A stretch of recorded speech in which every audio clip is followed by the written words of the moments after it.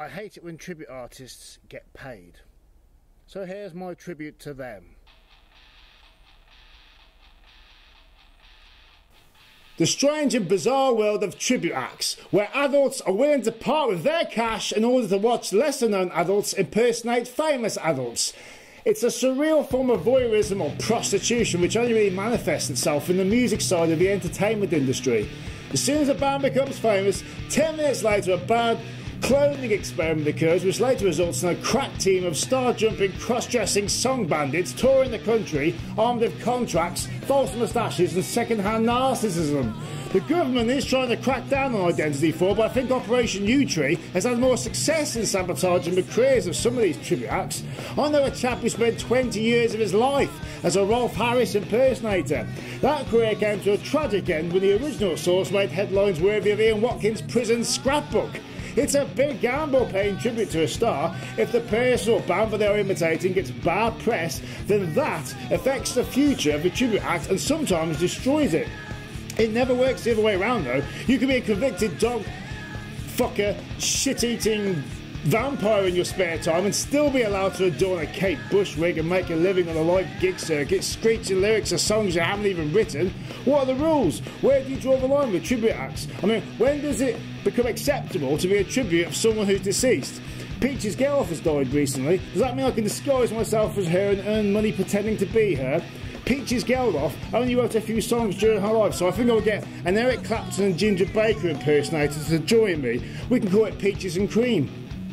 It could be argued though that imitating someone dressed in the same, mimicking the voice, is an early stage of schizophrenia, but let's not forget that if these people do have a mental illness, then it's positive that they are contributing to society, and explains why they feel the need to utter statements like, "Do you know who I'm supposed to be?" I mean, a tribute band does sound logical if the original artist they imitate is dead, like for example Kurt Cobain, or maybe even the Belgian-born French composer and jazz musician Django Reinhardt. There are at least 18 Bon Jovi tribute bands based in the UK, and no one has successfully killed the original band yet. That's almost a Bon Jovi tribute band every 50 miles, or one of 5 mullet-wearing musicians every 10 miles if we spread them out evenly from Scotland to Cornwall. I mean, it's common to hear a tribute band announce that they've had to board a plane in order to travel to the venue. In 2013 there were 12 major accidents involving commercial airliners. Unfortunately though, there were no Bon Jovi tribute bands on board any of these flights. But what baffles me is that if there are that many Bon Jovi clones of the UK, then why do British venues pay them big money so that they can be flown in? It's not like there's a Jovi shortage or an 80s throwback drought. I mean, have we all gone fucking mad? Yes, tribute bands can get paid large sums of money for performing music which they themselves didn't write, and with it automatically inherit a fan base. Not convinced? Well, explain why there's a One Direction tribute boasting to tabloids that they earn thousands despite looking bollockal like the original. I mean, some of these big bands like Kiss, they don't tour as much as the fans would love them to, so it's kind of sweet that some of their more obsessive fans, and that's kind of what these musicians are, dedicate their music career to keeping alive the works of established songwriters or performers, and it sounds almost noble, especially if you were trapped in the copycat Kiss and forced to play their songs night after crazy night for all eternity like a gift from Satan to complement the rock and roll gift that God gave you. That awkward moment when you ask a tribute band to sign your rare album cover sleeve, they look downwards, cease their insane pretend American accent and admit that they would probably considerably devalue the record if they signed it with their real and totally worthless signature.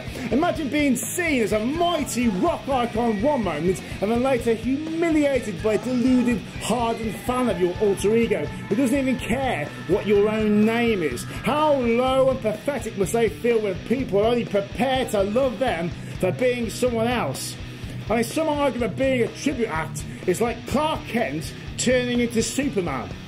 In reality, it'd be more like Clark Kent spotting somebody on fire, then running into a phone booth, coming out looking a little bit like Superman but wearing a bathroom towel instead of a cape, and having to explain to the person burning he hasn't got any superpowers, but they can use his mobile to, call the fire department, or he could use the phone booth which he just occupied to call them. In fact, it would have made a lot more sense using the phone booth to call 911 in the first place.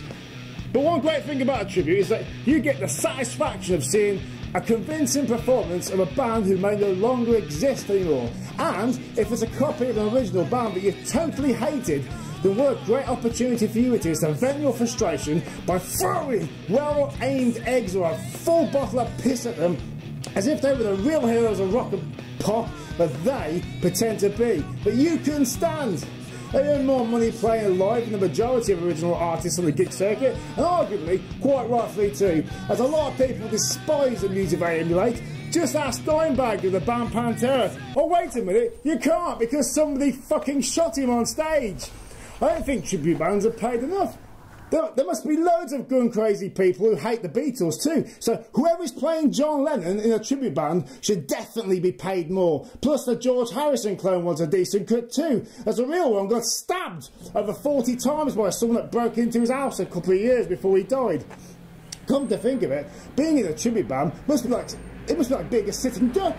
I guess the extortionate fees they demand must be somewhat of a comfort for them in what could be their final years on the earth. It would be very sad if someone was to murder a member of the Beatles tribute band, because no one would know who the fuck they really were. Their headstone could read, "Here lies someone who looked a little bit like John Lennon. Rest in peace."